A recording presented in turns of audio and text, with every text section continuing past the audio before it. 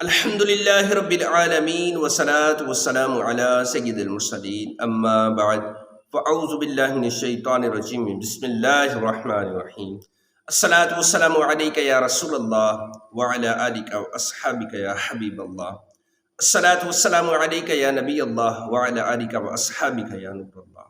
میرے دوستو، میرے بھائیو، ناظرین، آقا صلی اللہ علیہ وآلہ وسلم پر درود پاک پڑھنے کے بے شمار فضائل ہیں، بڑی فضیلتیں ہیں۔ ایک فضیلت یہ بھی ہے، حضور نبی رحمت شفیع امت صلی اللہ علیہ وآلہ وسلم نے ارشاد فرمایا، قیامت کے روز اللہ پاک کے عرش کے سوا کوئی سایہ نہیں ہوگا، تین شخص اللہ پاک کے عرش کے سائے کے نیچے ہوں گے۔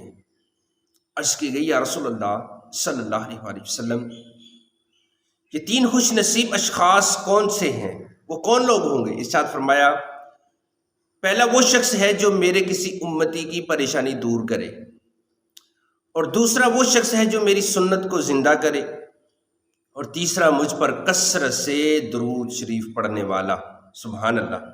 شافعی روز جزا تم پر کروڑوں درود، شافعی روز جزا تم پر کروڑوں درود، دفع جملہ بلا تم پر کروڑوں درود۔ اللہ پاک ہم سب کو کثرت سے درود و سلام پڑھنے کی توفیق عطا فرمائے۔ آپ دیکھ رہے ہیں یوٹیوب چینل، میں ہوں عمران اتاری۔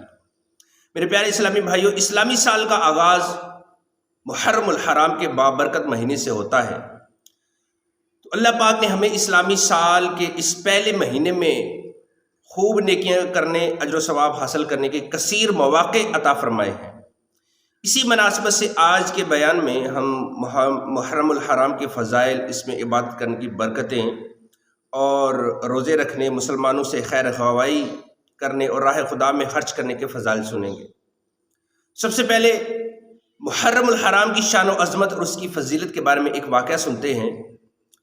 یوم عاشورہ یعنی 10 محرم الحرام کو کسی قاضی کے پاس ایک سائل یعنی مانگنے والا آ کر عرض گزار ہوا کہ میں ایک غریب و اہل عیال دار آدمی ہوں، آپ کو یوم عاشورہ کا واسطہ یعنی 10 محرم کا واسطہ ہے، میرے لیے 10 کلو روٹیاں، 5 کلو گوشت اور 2 درہم چاندی کے اشرفیوں کا انتظام فرما دیجئے۔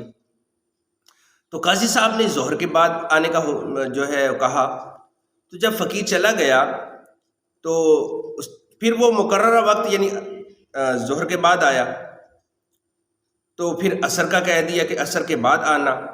جب وہ عصر کے بعد آیا تو پھر اسے خالی ہاتھ ڈرخا دیا۔ تو اب وہ جو فقیر تھا، غریب آدمی تھا، اس کا دل ٹوٹ گیا۔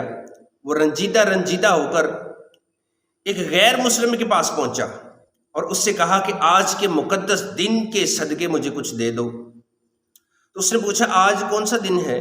تو فقیر نے عاشورہ کے فضائل بیان کیے، جسے سن کر غیر مسلم نے کہا، آپ نے بہت ہی عظمت والے دن کا واسطہ دیا ہے، اپنی ضروریات بیان کیجیے۔ تو سائل نے اسے بھی وہی ضروریات جو ہیں وہ بیان کی۔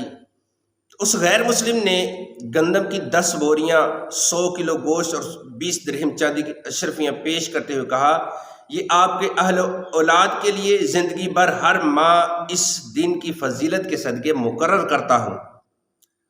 اب رات کو قاضی صاحب نے خواب دیکھا کہ کوئی کہہ رہا ہے کہ نظر اٹھا کر دیکھ۔ تو جب نظر اٹھائی تو 2 عالیشان محل نظر آئے، ایک چاندی اور سونے کی اینٹوں کا اور دوسرا سرخ یاقوت کا تھا۔ تو قاضی نے پوچھا، یہ دونوں محل کس کے لیے ہیں؟ تو جواب ملا، اگر تم سائل کی ضروریات پوری کر دیتے تو یہ محل دونوں تمہیں ملتے، مگر چونکہ تم نے اسے خالی ہاتھ ہی لٹا دیا تھا، اس لیے اب یہ دونوں محل فلاں غیر مسلم کے لیے ہیں۔ قاضی صاحب بیدار ہوئے تو بہت پریشان تھے۔ صبح ہوئی تو غیر مسلم کے پاس گئے اور اس سے دریافت کیا کہ کل تم نے کون سی نیکی کی تھی؟ اس نے پوچھا، آپ کو کیسے علم ہوا؟ قاضی صاحب نے اپنا بیان سنایا اور پیشکش کی کہ مجھ سے 1,00,000 درہم لے لو اور کل کی نیکی جو ہے وہ مجھے بیچ دو۔ تو اس غیر مسلم نے کہا، میں روئے زمین کی ساری دولت لے کر بھی اسے فروخت نہیں کروں گا۔ اللہ پاک کی رحمت و عنایت بہت خوب ہے۔ یہ کہنے کے بعد وہ غیر مسلم جو ہے وہ کلمہ پڑھ کر مسلمان ہو گیا۔ سبحان اللہ۔ بیان کردہ واقعے سے جہاں یہ معلوم ہوا کہ عاشورہ کے دن کے بڑے فضائل ہیں، وہیں یہ بھی معلوم ہوا کہ کسی مسلمان کی دل جوئی کرنا، مشکل وقت میں اس کے کام آنا بہت عمدہ اور اللہ پاک کا پسندیدہ عمل ہے۔ کسی مسلمان کی پریشانی دور کرنا عرش کا سایہ پانے والے اعمال میں سے ایک بہت ہی پیارا عمل ہے۔ جی ہاں، آئیے قاسم نعمت مالک جنت صلی اللہ علیہ وآلہ وسلم کا پیارا پیارا فرمان عالی شان سنتے ہیں کہ آپ صلی اللہ علیہ وآلہ وسلم نے ارشاد فرمایا کہ قیامت کے روز اللہ پاک کے عرش کے سوا کوئی سایہ نہ ہوگا، 3 شخص اللہ پاک کے عرش کے سائے میں ہوں گے۔ عرض کی گئی یا رسول اللہ صلی اللہ علیہ وسلم وہ کون لوگ ہوں گے؟ ارشاد فرمایا پہلا وہ شخص ہے جو میرے کسی امتی کی پریشانی کو دور کرے، دوسرا جو میری سنت کو زندہ کرے، اور تیسرا مجھ پر کثرت سے درود شریف پڑھنے والا۔ معلوم ہوا کہ مسلمانوں کی پریشانی دور کرنا بہت فائدہ مند کام ہے، جبکہ کسی کی دل آزاری کرنا یعنی بلا اجازت شرعی دل دکھانا، اس کی حاجت روئی نہ کرنا برا عمل اور نعمت الہی سے محروم کرنے والا عمل ہے۔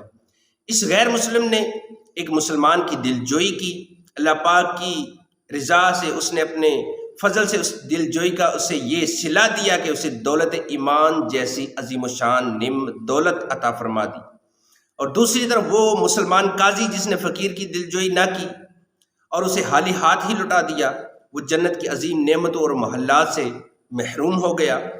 ذرا سوچئے کہ جب ایک غیر مسلم کو مسلمان کی دلجوئی کرنے پر ایمان جیسی عظیم و شان دولت نصیب ہو سکتی ہے، جنت کا اعلیٰ محل مقدر بن سکتا ہے، دنیا آخرت کی بلائیاں حاصل ہو سکتی ہیں، تو جو مسلمان ہے آقا کریم محبوب رب عظیم صلی اللہ علیہ وسلم کا امتی ہو، وہ اگر کسی کی دلجوئی کرے، مصیبت میں کسی کے کام آئے، پریشانی میں کسی کا سہارا بنے، غم اور تکلیف کے وقت کسی کا ساتھ دے، مشکل وقت میں کسی کی حاجت روائی کرے، تو یقیناً اللہ پاک ایسے مسلمان کو بھی بے شمار برکتیں عطا فرمائے گا۔ اب یہ بھی مسئلہ ذہن میں رکھیں کہ یہ قاضی صاحب نے خواب دیکھا، تو آپ یہ مسئلہ ذہن میں رکھیں کہ کسی غیر نبی کا خواب شریعت میں دلیل نہیں ہوتا، اور ہر مانگنے والے فقیر کو دینا بھی جائز نہیں ہے، یعنی جن کا کام صرف بھیک مانگنا ہو، جو پروفیشنل بھیک مانگتے ہیں، ان کو خیرات دینا ثواب نہیں بلکہ گناہ کا کام ہے۔ سوال کرنے والے کے پاس اگر کوئی کھانے پینے کی کوئی چیز نہیں، اگر وہ سوال پھر کر سکتا ہے۔ بہرحال ہمیں چاہیے کہ مسلمانوں کی دلجوئی کرنے والے اعمال جو ہیں وہ بجا لائیں، مسلمانوں کو ناراض کرنے والے کاموں سے بچیں۔ اللہ تبارک و تعالی ہم سب کو ایک دوسرے کی دلجوئی کرنے کی توفیق عطا فرمائے، اور جو غربا مساکین ہیں ان کی دلجوئی بھی کریں اور اللہ کی رضا کے لیے ان کی مدد بھی کریں۔ یہ عاشوراء کے دن کے فضائل ہیں، تو یہ مہینہ محرم الحرام کا مقدس و برکت مہینہ ہے، تو اس مہینے میں خوب دل کھول کر امام علی مقام امام حسین رضی اللہ تعالیٰ عنہ کے بارگاہ میں ایصال ثواب کے تحفے پیش کرنے کے لیے اب غربا مساکین کو خوب کھلائیں، خوب پانی پلائیں، اور خوب اللہ کی راہ میں خرچ کریں۔ اللہ پاک ہم سب کو نیکی کے کاموں میں خرچ کرنے کی توفیق عطا فرمائے، آمین، بجاہ نبی الامین صلی اللہ علیہ وآلہ وسلم۔